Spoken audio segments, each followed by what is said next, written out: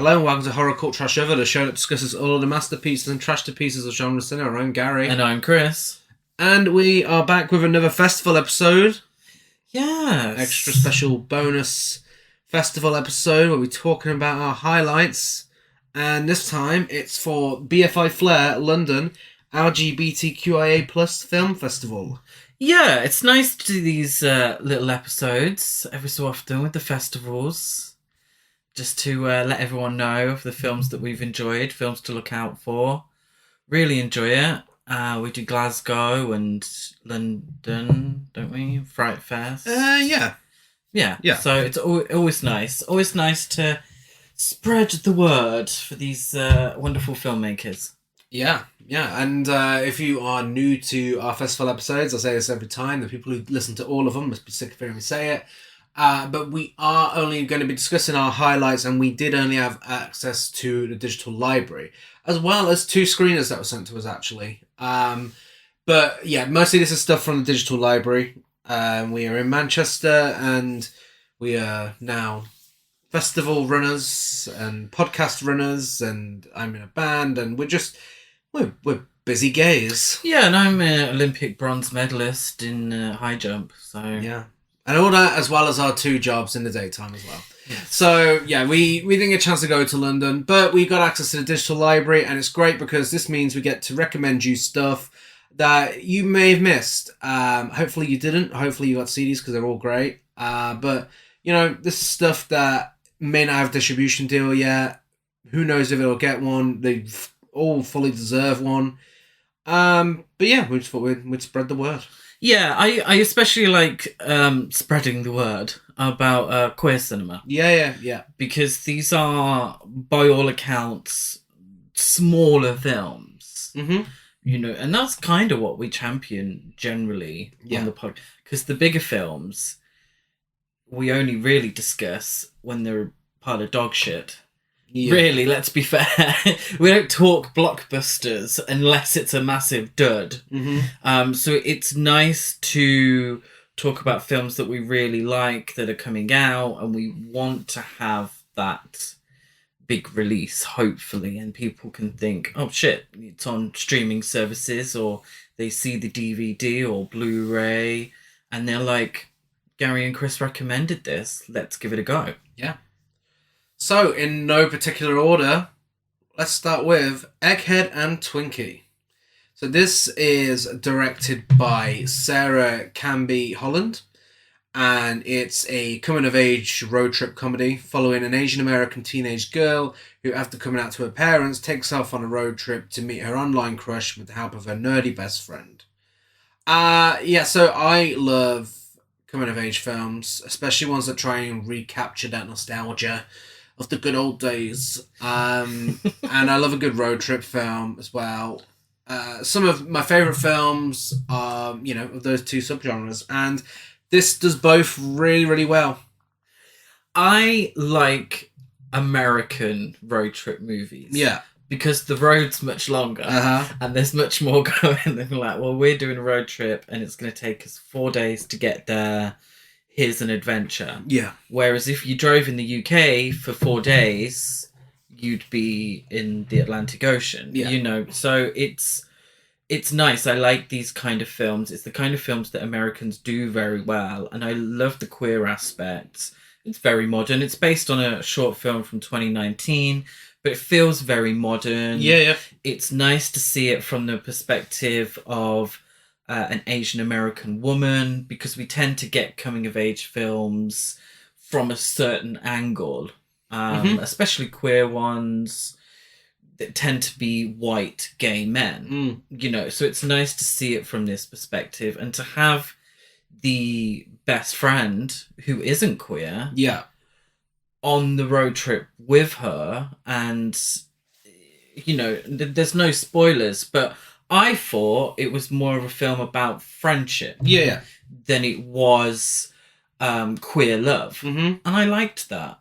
Yeah. I didn't appreciate that. I mean, the whole plot is based around the queer character going to meet a love interest cross country. So there's also that element of mystery as to whether, hang on, love interest that you've met online. It's just going to be a real person, you know. And I'm not going to, spoil it as to whether it is or isn't, but, that just adds an extra layer as to how compelling the film is. Because you don't know, do you, these days? No, certainly but not. also, I was surprised by how much I liked the straight best friend as well. And, his whole... the fact that he's in love with her, again, not really a spoiler. It's dealt with really well, and it never makes him unlikable. No. He never goes too far with it. It's dealt with in a real good measure, and he's likable, she's likable. It's really, really good. Yeah, and again, told from a different perspective than what we're used to. I'm pretty sure every gay person that's listening has had some sort of crush or fondness for someone who's straight. Yeah. And they know that it's never going to happen. Mm-hmm. And that's difficult. And it's part of the queer coming of age story. It's interesting to see it from the other side. Yeah. Yeah, absolutely. And it's just fun. It's fun. It's cute. It's very modern. I might be a little bit too old for it, but if you are less than, it was years absolutely calling back to films from our era. I mean, even like the little animated things were very Lizzie McGuire. I did like that. I did like the Lizzie McGuire sort of moment. It was like a throwback to stuff that we would have watched when we were younger. But I thought it was more of very a modern as well. To Love, Simon. Yeah. I thought it was it's not the only one on this list that felt like a companion to Love, Simon. Actually, but moving on, going from one road trip to another. Unidentified Objects, which is directed by Johan Philippe Zuleta. And this is, again, another road trip film, a sci-fi road trip, which, Yes, yeah. Yeah, that's what it's listed as online. Following... The problem is when you say sci-fi road trip, it makes it sound like they're in a spaceship. No. It's a different kind of sci-fi. Yeah. And it follows an uptight dwarf and his free-spirited, alien-obsessed neighbour who hit the road on a border-defying search for their place in the universe. Honestly, I really, really fucking loved this film. And this is a directorial debut and a very impressive one at that. I really it felt new. And we just spoke about a road trip film that I said I felt like it had a lot of callbacks in it to previous road trip films and teen films of the early 2000s, etc., etc. This didn't feel like it had anything of the sort. This felt like its own thing. It was so kind of wacky. Yeah. That it was really refreshing. Mm-hmm. In the sense of you have two characters here and two main characters that aren't the most relatable or indeed likable, but they're compelling. Yeah. And their story is interesting. And however wacky it is, again, no spoilers, or as wacky as it becomes, or, that sort, it's still, at its heart, a character study. Yeah, and that's what's really interesting, is the fact that, at first glance, you have one really moody character who's just rude to everyone, and you have another one who is a conspiracy theorist who's really over the top and overbearing. But then they have these little moments where it's kind of like, oh my god, I can actually understand these characters a lot more now, and it kind of shows them in a different light, and they just feel multi-layered, and that is always a massive compliment to any film if you can, provide multi-layered characters that are interesting and make me want to learn more about them. Now, the fact that this film is led by a gay dwarf and a sex worker, that's fucking great. How often do you see that? Never. This must be the first film that has that exact mixture at the centre of the film, and I really just applaud the filmmakers for doing that, because we need stuff like this. We need underrepresented communities, and I mean, tell me something that isn't more underrepresented. Oh my god, can I get my words out today? That hasn't got enough representation than, you know, LGBTQ plus dwarfs. I mean, where is the representation? Yeah. You know, I've never seen that in a film before. And I like that. I mean, in general, we're getting more sex workers as protagonists in films, which is so refreshing. But to have her as a sex worker / a conspiracy theorist as well, that's a bold move. It's a bold move, but it works. It really works. It's yeah, no, I completely agree, and it's interesting to see these characters. It's nice to see these opportunities for, you know, these actors as well. Yeah, you know, and the film doesn't keep bashing you over the head with it. No, because that's not what the film is necessarily about. It's about representation, and it's about, you could have had this grumpy gay character played by anyone, really, because it doesn't keep bashing us over the head with the fact that he's a gay little person. And I appreciate that, because the film stuck to a structure and stuck to these two opposites coming together. And that's what the film was about. Yeah. Yes, it does touch on these issues, as it should, Yeah. you know, because those voices need to be heard, and it needs to be seen from that perspective. But it's also a compelling story. Yeah.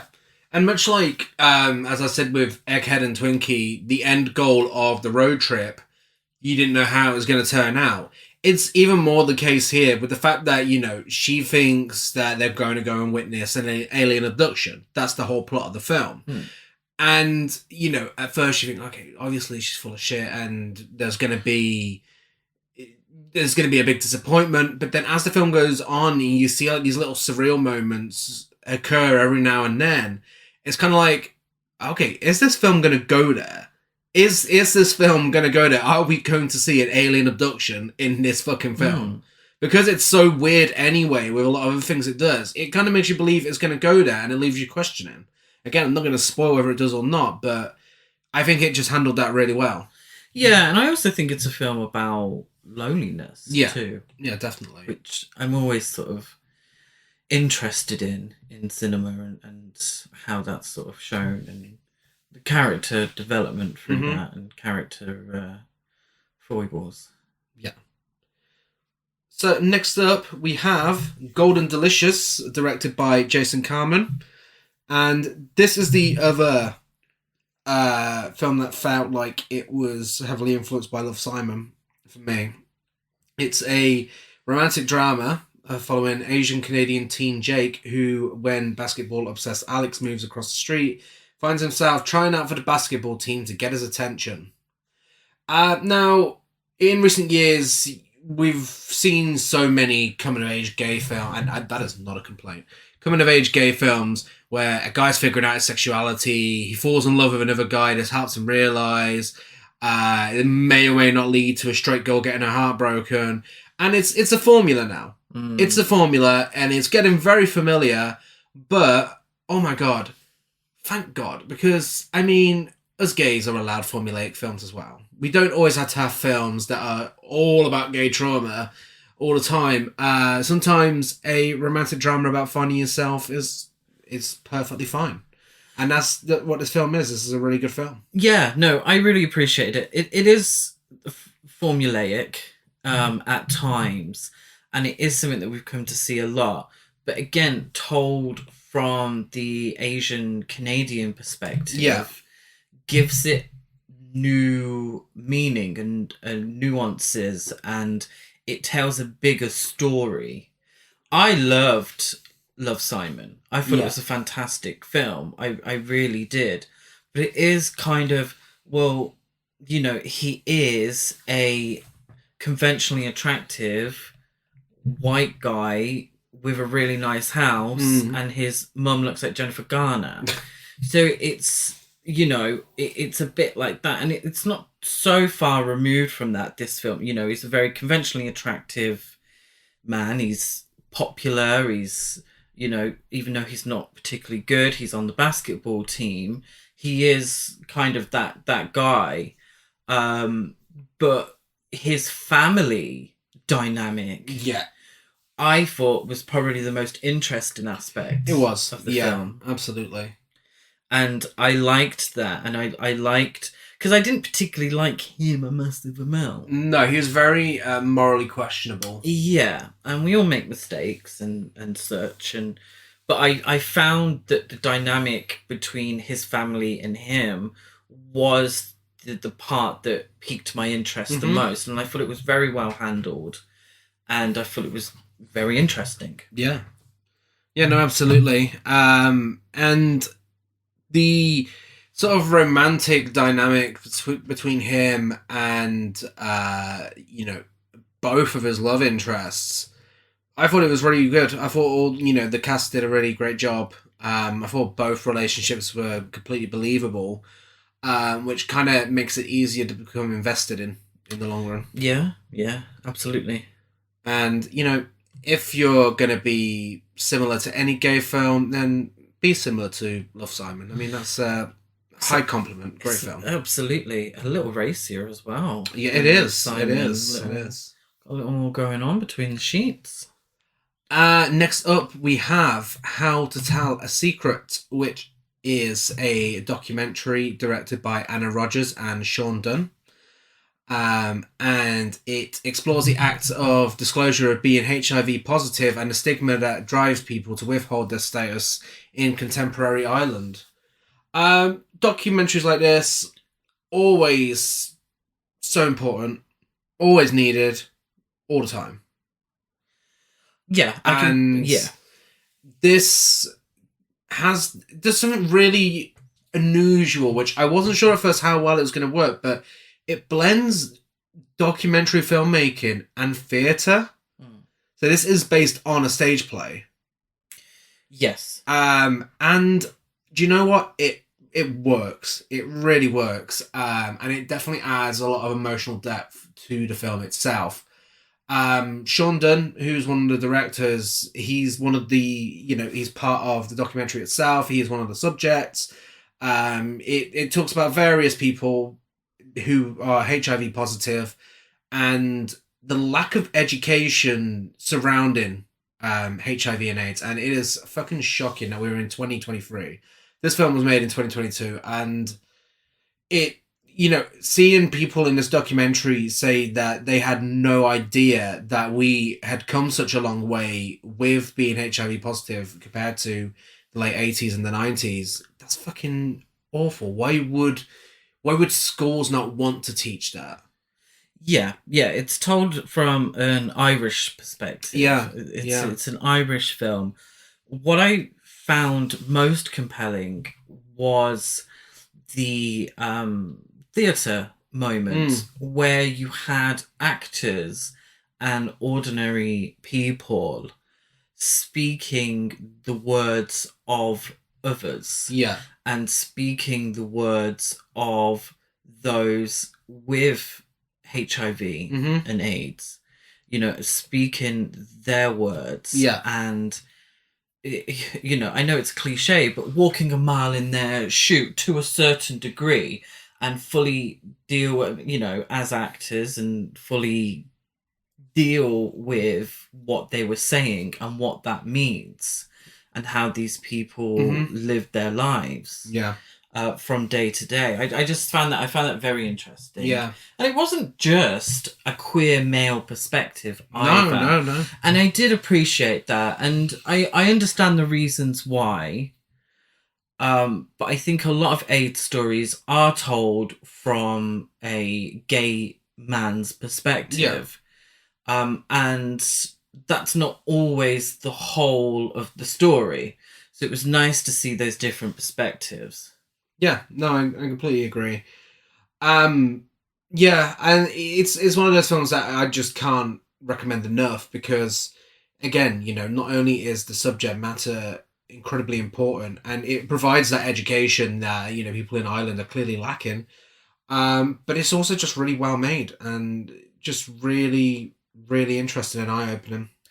I think it's important to hear people's stories from their own, well, I'd say mouths, but from their own hand, from their own thoughts and feelings. And we have many great Hollywood films about the subject, but it's always from an outsider's perspective. Yeah. And I really appreciated a documentary like this that is there to not only educate, but to also show the human side. Yeah. Of, the HIV and AIDS pandemic. Yeah, absolutely. And also one that's set in modern day as well. Because a lot of the documentaries surrounding HIV and AIDS is obviously based around when it first came about.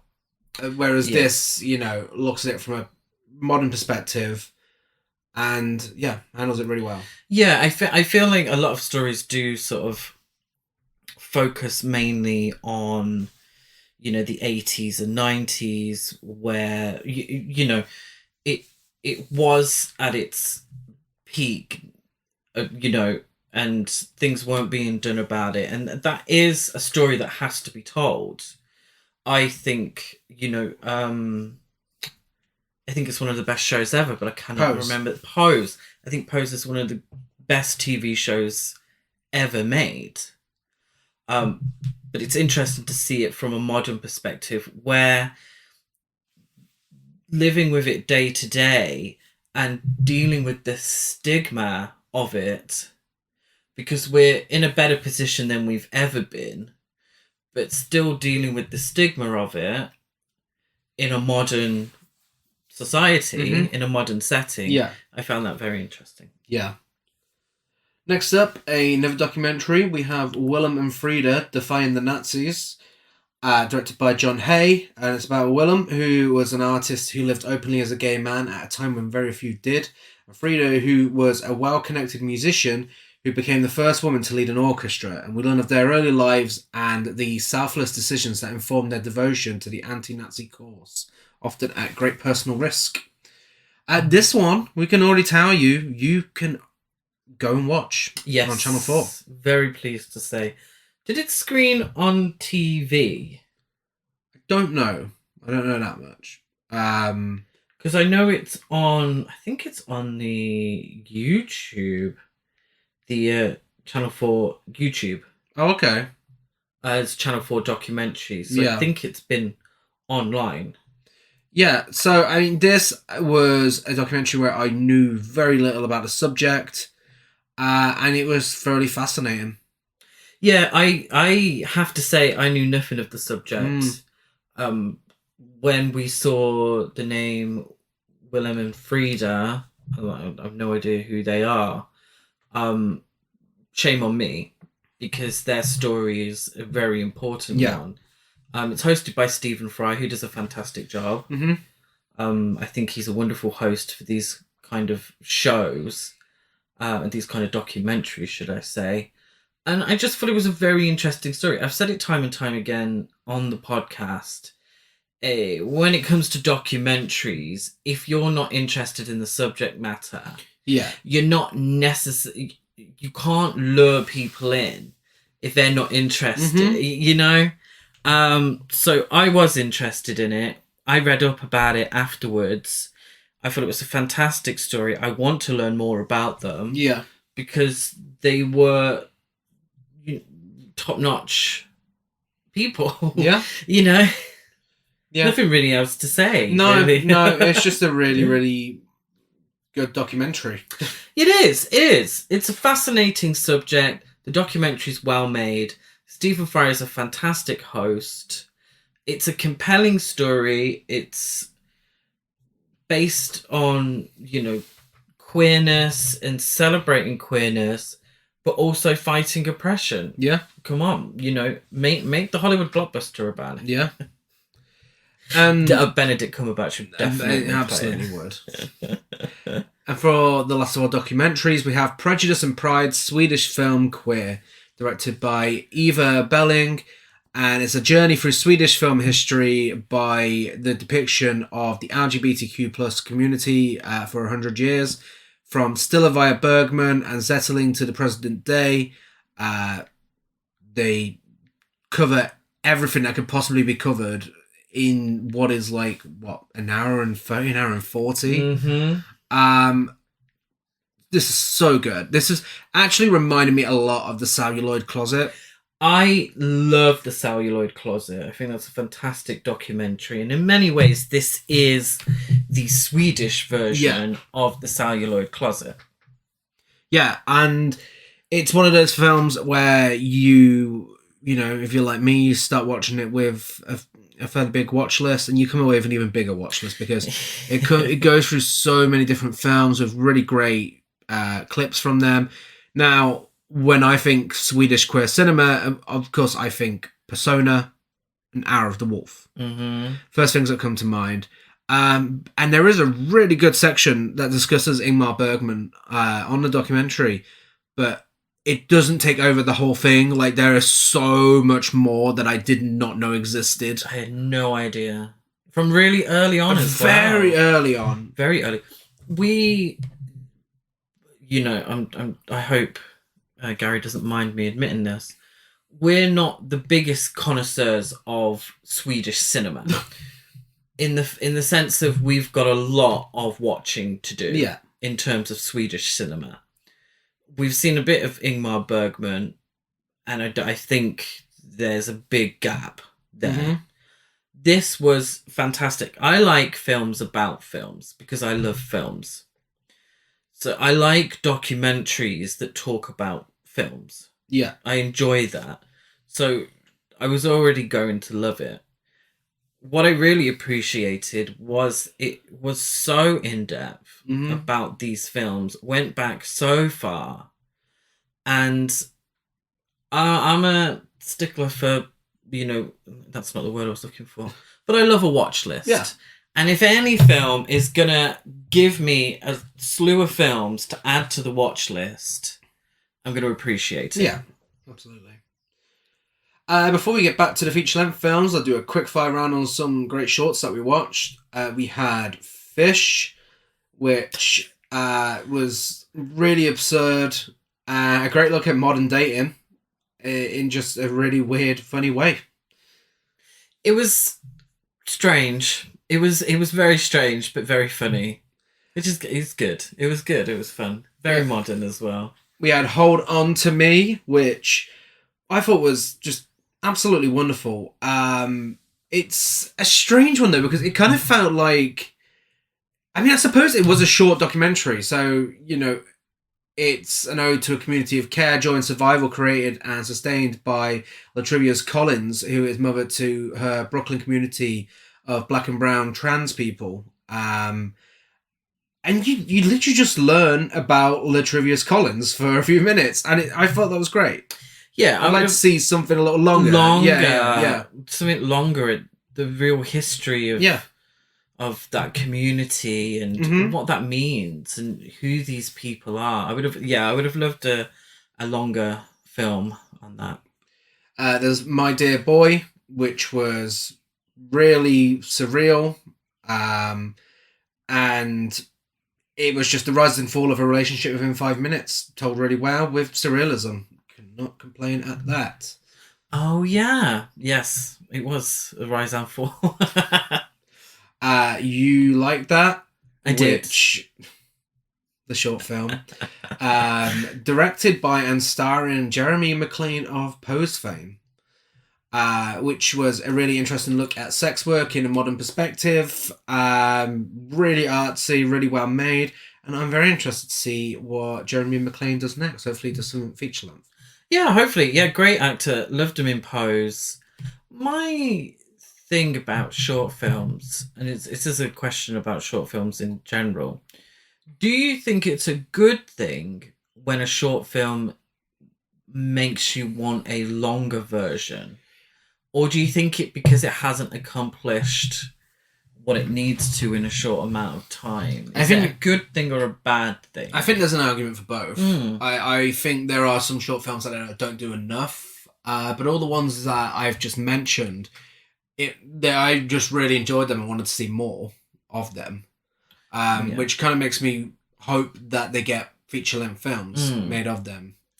Yeah. And especially the final one that I'm going to mention, Mooncake, which is one of the most unique shorts I've seen. This had a really unique style to it. And it's just a story of finding your identity, and it's just done really well with some fantastic visuals. Yeah, I loved how quirky it was. Yeah. I really did. Yeah, that was a fun little film that didn't serve it to you straight up. Mm-hmm. No pun intended. Yeah. So I'm going to mention this one. Yes. Chris doesn't really want to. No, it's fine. It wasn't my favourite. Laboon Mech, which is an adult film from 1979 that actually really reminded me of Kenneth Anger. Yes. There's a certain style there, that sort of 70s erotica that kind of just immediately makes me think of Kenneth Anger. If I watch more Fassbender, probably make me think of him as well, from what I've heard. Yes, yeah, that is true as well. But yeah, no, I thought this was really beautifully shot. I mean, yeah, it is a porno, so you're just watching sex for a prolonged period of time. But I mean, I thought it was really well made enough to warrant it being called an art piece. And it's made by Wallace Potts, who is the director of Psycho Cop, which is so fucking random. It's very random. It's not that I didn't appreciate the artsy parts, and I agree with you. It was similar to Kenneth Anger and Fassbinder, very gritty. What I found boring was the sex. Yeah. Because I found it was the same thing over and over. With all due respect to those men, all the parts looked the same. They all looked very similar to each other. Yeah. And I just found it really boring. I obviously I didn't watch it to, get that kind of thrill out of it. I watched it because we kind of knew maybe we were talking about it on the podcast.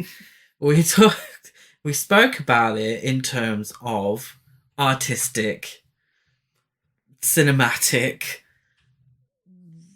integrity, and that I kind of enjoyed. The porn bit was the bit I didn't enjoy. I feel like there was a purpose behind it, though, because, I mean, it says a lot about narcissism, and it's specifically with muscle gaze, and I mean, some areas we haven't really come a long way from that. But yeah, I mean, there were a few things where I was like, okay, like the wanking in the mirror thing. I was like, there's a message here. I don't think like it's just a guy wanking in the mirror for the sake of it. I feel like this is absolutely commentary on narcissism. A commentary. Commentary on narcissism, but with a specific type of gay man. Which is really interesting. But why did I then have to watch so much of the same dick doing the same thing, not in a mirror? Because it's a porno. I'm sorry, I was bored. All the cocks look the same. I was keeping it classy, and then Gary was just like wanking in the mirror. All the cocks look the same. All the asses look the same. All the guys look the same. And there was some interesting bits in between. But if its intent was to titillate and interest me with its penises, then I'm sorry. Well, from one French film with penis to another, Lie With Me is directed by Olivier Payon. And this is a drama following novelist Stéphane Balcourt, who returns to his hometown for the first time in many years. Once there, he meets his first love son, Lucas, and memories come rushing back to him, including irrepressible attraction, bodies becoming one in the heat of desire, a passion that can never be revealed. That's the official. Which I didn't make makes that it up. sound, and I really enjoyed the film, but makes it sound a little more thrilling than it was. It was actually quite, for me, a melancholy film. Yeah. I thought it was actually quite sad. Yes, there were moments of passion and Yes. thrills and such, but I thought actually overall it was and I keep saying this word, but it's the word I've got, so I'm going to keep using it. A compelling story of regret. Yeah. And I really appreciated that, and I liked the characters, and I didn't always agree with what they did and such, but I was interested in them, and I did like them, and I enjoyed their story unfolding. Yeah. It's very, as I said with a previous film on this episode, it's very multi-layered.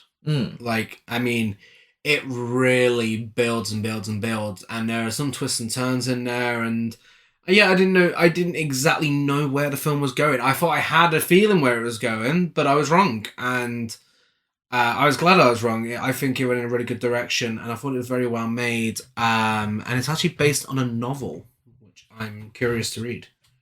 Yeah, and it's about a novelist. Yeah. As well. So it's, I mean, it does come at it from a middle class perspective, but the scenery was lovely, and it just makes me want to go back to France again. Yeah.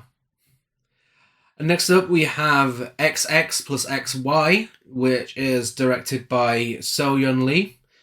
And this is a drama about an intersex teen and their friends as they navigate the complex feelings and urges that come with adolescence. Now, again, talking about underrepresented communities, it's not often you see films about intersex people. And there's actually some other documentaries on sad we didn't get to see on the BFI Flare this year about intersex people. So it's good to see that there's a rise in representation. And this was, to put it politely, this was campus tits. It was pretty much a soap opera. Yeah. But still stayed, what's that word I'm looking for? Respectful. Yeah. Of the subject matter. Mm-hmm. I feel with stuff, particularly with sort of intersex and films in the past have maybe not treated the subject very respectfully. I hope that somebody in part of the creation of the film was intersex or could speak from an intersex perspective. But I did actually think the subject matter was respectfully handled in what was a very camp film. Yeah. Very soap operatic. Oh my god, there's so much melodrama here. So much melodrama. If this is, we haven't watched any Korean TV dramas, but if this is what they're like, we might have to start watching some, because it was ridiculous at times. Yeah. It has a really bizarre cliffhanger ending, and that just really adds to the melodrama that's found here. I really enjoyed it. I was thoroughly entertained throughout, and it was just very refreshing to see a film led by an intersex character, and quite heartwarming as well. Yeah, I thought it left me with a warm, fuzzy feeling by the end. And that brings us to our final film. And whilst this has not been in any particular order, this is, coincidentally, my favourite film of the festival, and one of my favourites of this year so far. Yes, I completely agree. I would say if you are able to watch this film, I 100% say you should watch it. Yeah, keep an eye out for all the films we've spoke about today. Whether they're already available when you listen to this, or if there's any news about them being released, keep an eye on them and check them out. as soon as you can. And our final film is Big Boys, directed by Corin Sherman. So this is a coming-of-age comedy following a teenage boy as he experiences a sexual awakening when he falls for his cousin's boyfriend on a family camping trip. Now, for years, we've seen many LGBTQ plus films, and gay characters always follow a certain... They all look a certain way. Mm-hmm. Regardless of race, there's a good chance they're muscly. Yeah. And characters we can't necessarily... I mean, we can relate to the themes, but with the way they look, can't necessarily relate to it. Oh my god, I've never felt so seen by a film as I have with Big Boys. I mean, this is the chubby gay representation we need. I completely agree. I thought that the story was so well handled. It wasn't... The joke was never on Jamie. No. At all. As a chubby gay character struggling with so much, the joke was never on him. No. I really, really appreciated that he felt normal. Like I said earlier, so many gay people have had that attraction for a straight person, and it's super awkward. Being gay and not being able to tell anyone is super awkward. Particularly when people ask you questions about if you have a girlfriend or if you are dating someone of the opposite sex. It's super awkward. Coming out is super awkward. And this encapsulates so much of that. And the awkwardness of not just being a teenager, but being a gay teenager. He isn't the star basketball player. No. He's not conventionally attractive. He's not got, boys or girls chasing after him. And, I mean, I felt seen. Yeah. I felt like, oh my god, this was me. Yeah. Yeah, and this is the first time I've seen two have done this, and I really hope we see more of it, because I really could have done something like this when I was 14. That's for certain. Yeah, absolutely. It's something, Love, Simon, and I did like Love, Simon. I thought it was a great film, but it is very stereotypical of what we find in gay cinema, particularly from a gay man's perspective. Is conventionally attractive, breaks a straight girl's heart on the way there, finds love, turns out his family is super supportive, and he lives in a big house and has so many lovely things, and the other conventionally attractive guy falls for him straight away. It's a match made in heaven. And I love that. I love that story. But to me, it's escapism. Whereas this didn't feel like escapism. This felt real and true and relatable. Yeah. That isn't to say, me and the Jamie are the same character. I wasn't exactly like that when I was younger. But, there's similarities there. And I like being able to see that in films. Absolutely. Absolutely. It was so refreshing. And I really want to see more films like this. It also stars one of my favourite modern screen queens as well, Dora Madison from Bliss, VFW, Christmas Bloody Christmas, and Alone With You. So that was nice. I didn't expect to see her in it. Yeah. She was very good. The whole cast do a really good job. And everything. But the cast, it was really well acted as well. I really, really appreciated it. Really enjoyed it. Yeah. And with that is our BFI Flair highlights for this year. And hopefully we will be able to do it all again next year for you. I mean, we've been doing BFI Flair for 3 years now? Is it 3 years? 2 or 3 years? And it's always a pleasure. And we really appreciate being asked to come back each time. Yeah, really appreciate it. Very thankful for having the opportunity to watch these films. Yeah, and for the screeners as well that weren't available on the digital library, which was Golden Delicious and Unidentified Objects. Yeah, fully appreciated that.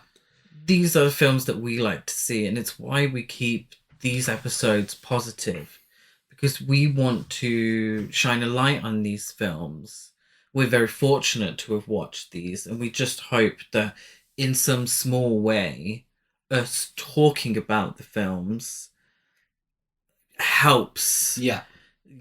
broaden the audience, or hopefully somebody, and I'm not being big-headed here because it's not true, but maybe somebody could listen and be like, oh, that sounds great, let's see if I can get hopefully. that for my festival, or let's see if we can get that for distribution, or where can I find this.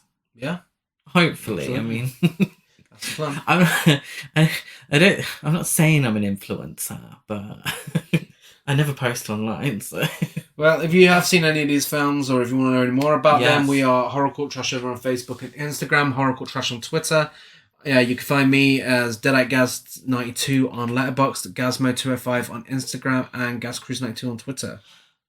You can find me as Chris Barker 823 on Instagram and Letterboxd. And speaking of festivals, especially festivals that deal with LGBTQIA plus films, we are hosting our own one called Gasp. Again, if you're just here for the festival episodes, you won't notice. If you're here for every episode, you're probably sick of hearing it by now. But it takes place at Cultplex in Manchester on the 17th and 18th of June. And we are only showing films by minority filmmakers. And we are very proud of that. And very proud of the lineup we put together. So check us out, Gasp Horror Fest, across all social media. Yeah, really looking forward to putting on our own festival that in many ways celebrates similar themes to BFI Flair from horror, because obviously we love our horror films, and we would love people to come in and watch these films. Yeah. Because they're really fucking good. Yeah. Give us a rate, review, subscribe on iTunes, like and follow on everything else. We're back next week on Tuesday, where we'll be bringing you a less positive episode when we tackle the next 3 films in the Hellraiser franchise. Something I am not looking forward to. Including Hellraiser Deader, when you're not dead enough, Deader, Hellworld, which sounds like a fucking nightclub in Wolverhampton, and Revelations. I'm sure Chris is going to have an absolute blast with those films. Yes, I'm sure. We'll be back, same time, same place on Tuesday. Bye.